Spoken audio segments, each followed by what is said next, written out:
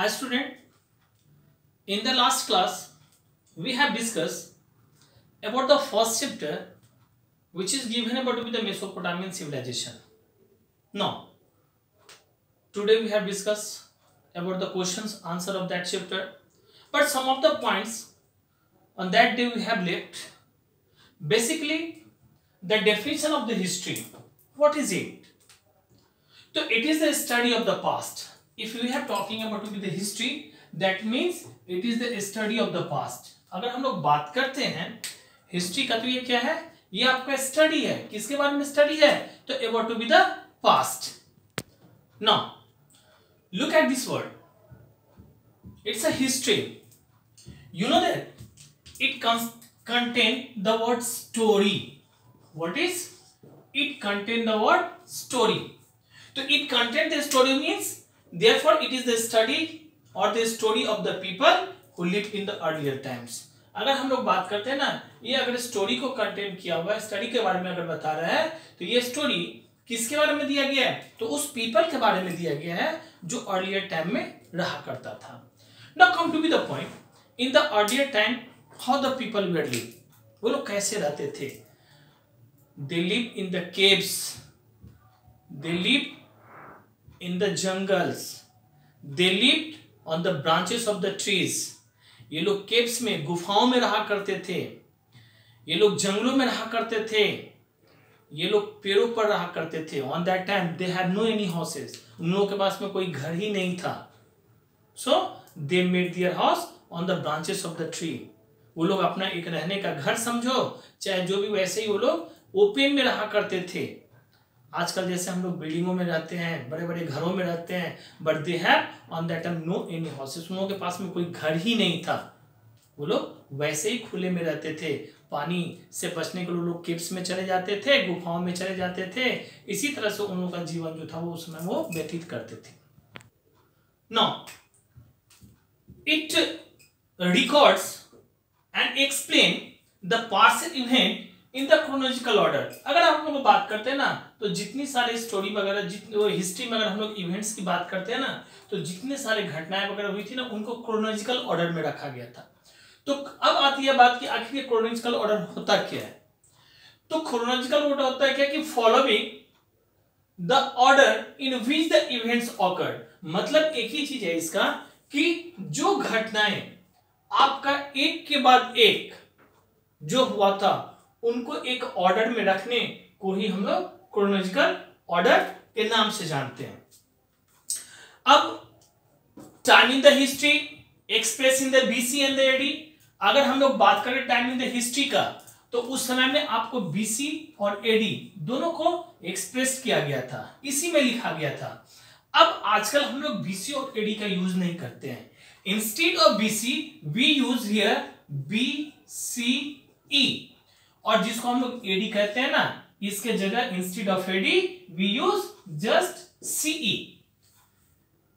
अगर हम लोग बीसी का फुल फॉर्म देखें तो it means before common era, before common era, common era. Okay, and it is CE, CE means common era.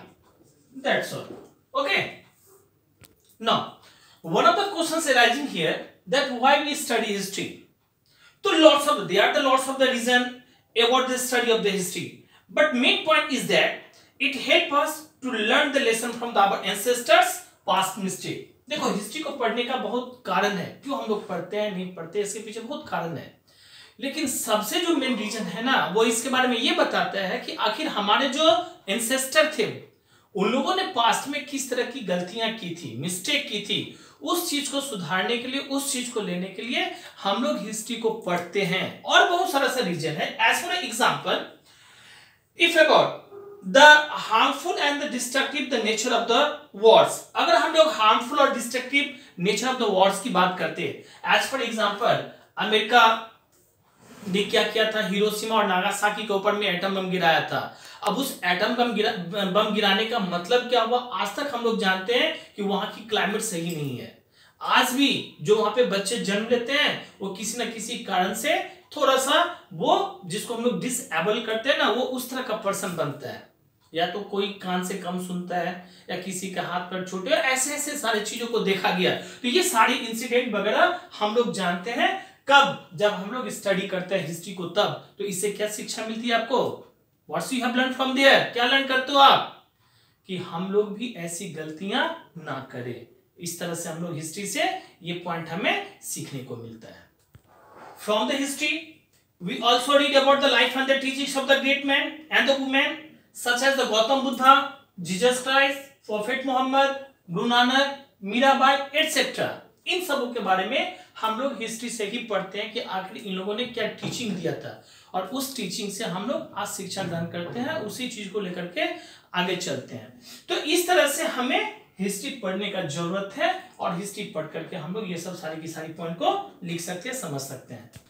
अब हम लोगों ने जो चैप्टर 1 डिस्कस किया था, अब उसके बारे में हम जो क्वेश्चन बताए थे, आंसर जो बोले थे कि लिख के देंगे आप लोगों को, वो हम जस्ट बोर्ड पर में लिखने ही जा रहे हैं, उसको एक्सप्लेन ही करते जाएंगे। आप लोग इसको नोटबुक में लिख करके फिर से लर्न करना चालू कर दीजिएगा। Okay, answer related to be the following question. Question number 1, which were the earliest civilization in the world? Okay, the answer is Mesopotamia, Egypt, Harappa and China. Second question given here, that from where the word civilization came. I have also discussed the chapter.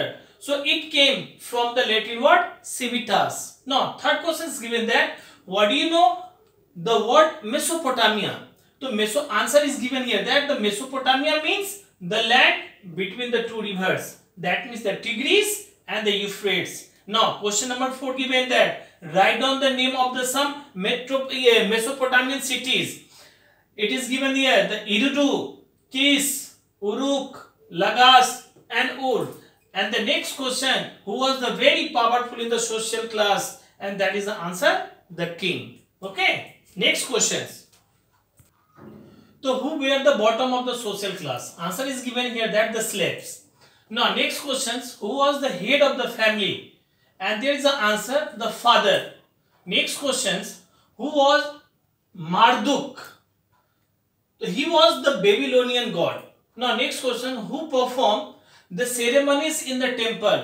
And the answer is given here that the priest. Now next questions, what were the things grown by the farmer in the Mesopotamia? The answer has been given, the farmers grew wheat, barley, corn, dates, fruits and the vegetable. Next questions, what was the important occupation during the time of the Mesopotamian civilization? And the answer is the stone carving. Okay, next questions. Next, what caused an increase in crop production? That is a question, and the answer is given here that improved methods of irrigation. Now write the next questions given that write the name of some architectural forms which were used in the building during the time of the Mesopotamian civilization. And answer is the arch, column, dome and the vault. Okay, now next questions, who built the hanging gardens of the Babylon? We have also discussed in the chapter, and he was the king of King Nebuchadnezzar. Now next question, what is the cuneiform? The Mesopotamian system of writing is known as the cuneiform. Now who was Hammurabi? So answer is given here that he was a Babylonian king. Next questions, is that the right one of the Hammurabi's code of law? Answer is given here that an eye for an eye and a tooth for a tooth, जो मैंने discuss किया था आप लोग का उसमें। तो an eye for an eye and a tooth for a tooth. Now last question is that who laid the foundation of the world's first empire? The answer is King Sargon. That's all. Now write all of the questions answers which I have discussed here in your notebook, and learn very well and ready for your coming exam. Okay, that's all.